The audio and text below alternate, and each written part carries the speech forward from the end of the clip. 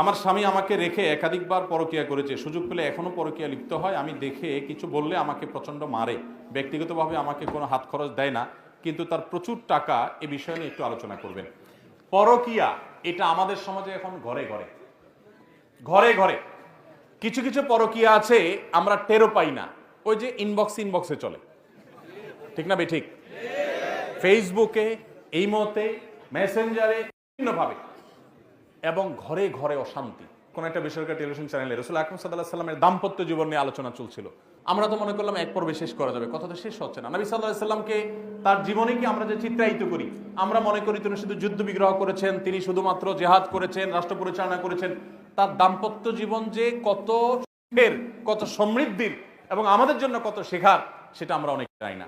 তো নবী করিম সাল্লাল্লাহু আলাইহি সাল্লামের সে আদর্শ যদি আমাদের সমাজে আজ প্রচার করা যায়, সমাজে পরকীয়া বন্ধ হবে। কিন্তু আপনারা জানেন, সংস্কৃতির নামে আমাদের দেশে এখন পরকীয়াকে আমদানি করা হচ্ছে। নাটক, সিনেমাতে রীতিমতো বিভিন্নভাবে পরকীয়াকে স্বাভাবিককরণের চেষ্টা করা হচ্ছে। মানে এটা কোনো দোষের বিষয় না।